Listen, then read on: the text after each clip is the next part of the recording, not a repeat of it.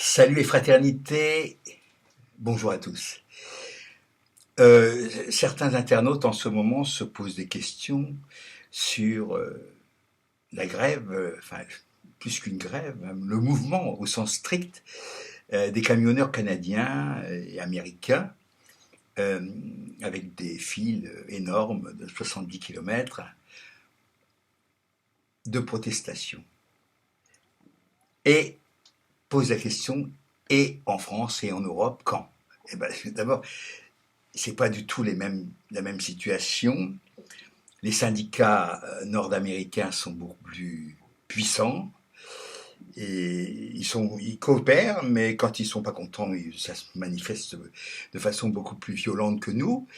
Il y a sûrement des effets de corruption de la part des dirigeants, mais euh, sûrement moins que chez nous.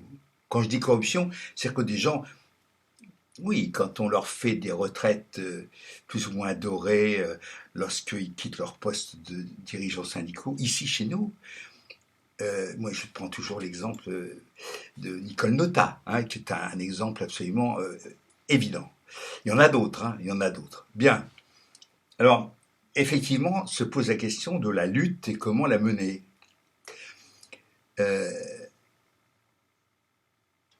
Tiens, à propos de camionneurs, il faut se souvenir qu'en 1992, il y a une grève des camionneurs en France, où un certain Tarzan, c'était pas son vrai nom, s'était fait remarquer, entre parenthèses, très vite, parce que ça bloque quand même des camions, hein, très vite, des tanks, des tanks de l'armée sont venus pour tirer les poids lourds, les smirmocs. Les mecs trouvaient ça un petit peu dur, hein, que des tanks tirent en force, en faisant patiner les pneus, leurs jolis camions. Hein, bon.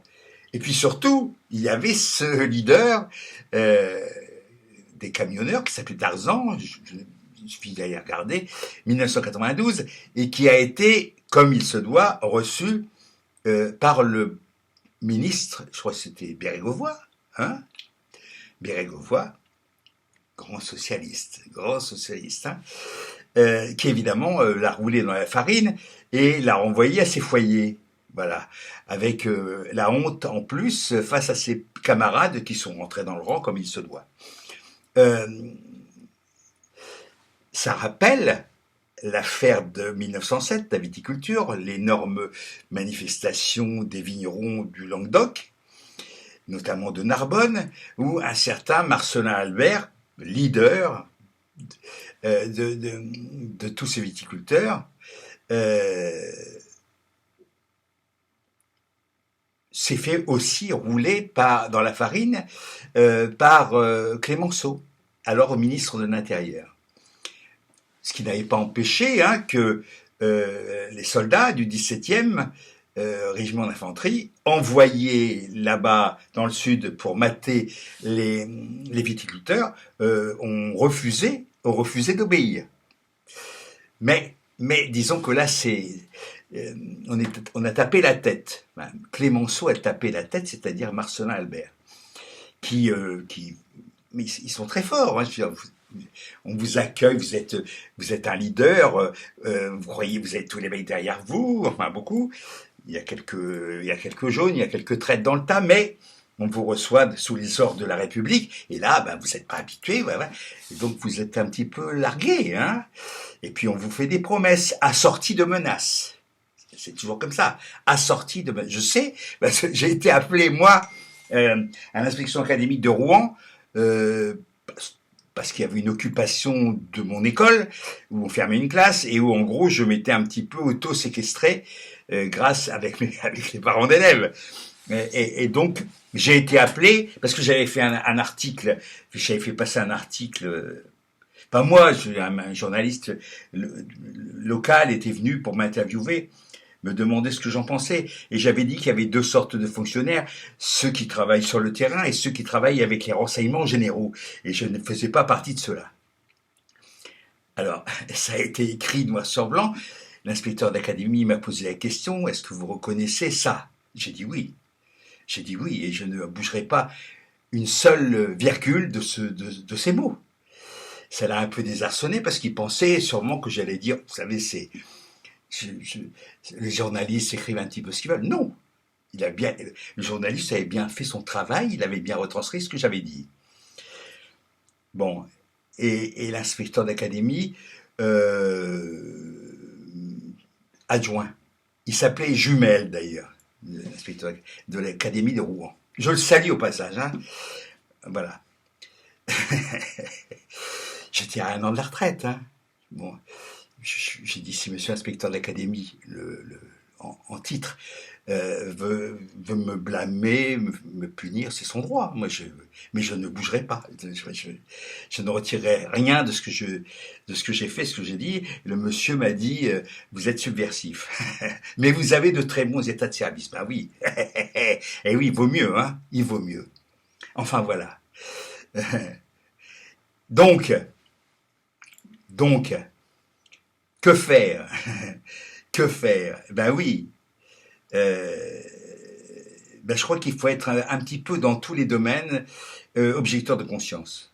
Alors, ce que je voudrais dire quand même, c'est que je parle beaucoup du boycott et je suis toujours persuadé, quelqu'un m'a dit le contraire, mais sûrement, à mon avis, quelqu'un qui milite, c'est-à-dire qui est dans les syndicats, qui ne veut pas entendre parler du boycott, qui ne veut pas entendre parler des obéissances civiles, qui ne veut pas entendre parler de faire payer plutôt de rendre gratuits les services publics, ça fait mal au portefeuille, enfin toutes ces choses-là, et parce qu'eux ils savent, hein, ça fait 40 ans, 50 ans qu'ils piétinent dans la semoule les militants, hein, ceux qui sont, ça fait 40, 50 ans qu'ils pataugent dans la semoule, mais eux ils savent, ouais, voilà. Donc, je les emmerde aussi poliment. Oui, le boycott, je pense que c'est quand même la chose la plus importante et la plus efficace, mais un boycott radical, radical. Je constate quand même que en gros, depuis 2018, c'est-à-dire les Gilets jaunes, avant, on ne pouvait pas entendre parler de boycott, jamais. C'était vieux, c'était loin, c'était pas chez nous, c'était des trucs de sauvages, quoi. Enfin, ouais, c'est même pas parler, on pouvait même pas en parler. Maintenant, on en parle partout. Et non seulement on en parle, mais en plus on le fait. Je viens de voir une photo qui doit dater d'hier soir. Je sais pas, en fin d'après-midi, on voit encore le soleil, enfin on voit encore le ciel clair. Donc c'était hier ou avant-hier, place du Don, Amiens. La place du Don à Amiens, dans le quartier Saint-Leu, c'est, si vous voulez, c'est, c'est le quartier latin, quoi. En fait, c'est très, très réduit, hein. Mais c'est là où il y a tous les cafés, les terrasses. Pas un chat, pas un chat. D'accord? Ça veut dire quoi? Que Amiens était peuplé de non-vaccinés.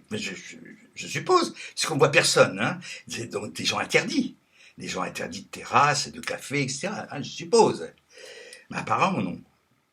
Il y a un jeune gars qui s'appelle Momo sur le net euh, qui fait des vidéos tous les soirs, très sympa, hein, très sympa, Mohamed il s'appelle, très très chouette. Alors lui il se balade dans Paris avec sa caméra et il filme. Et il filme quoi? Il filme la rue de Rivoli, par exemple, vide, pratiquement vide. Hein? Et, pareil, est-ce que Paris est peuplé, euh, cette ville de 7 millions d'habitants, est-ce qu'elle est peuplée de non-vax? J'en sais rien. Hein. En tout cas, les gens sortent peu. Hein. Les gens sortent peu. Il faut dire aussi que quand on sort et qu'on se retrouve avec des monceaux de keufs armés jusqu'aux dents dans ce joli pays de France, douce France, cher pays de mon enfance, ben ça donne pas envie. En fait, moi, ça me donne pas envie. Hein. Moi, je ne me sens pas du tout protégé quand je vois des nuées de keufs. Hein. Pas du tout. Je préfère encore la garde civile espagnole de maintenant, qui est très discrète, qui est, voilà, encore, Bilbao, il y a 5, 6 ans, 6 ans, 7 ans, je sais plus, Bilbao, non, pas Bilbao, Coimbra, au Portugal, ville étudiante, mois de mai, fin mai, début juin. Euh, donc les étudiants en cape avec leur chapeau et tout, magnifique, hein, très très magnifique. À Coimbra, je vois deux policiers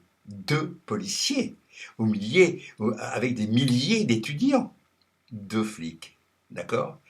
Bon, maintenant c'est plutôt l'inverse, quoi. Vous avez 2000 flics et trois étudiants. Enfin voilà.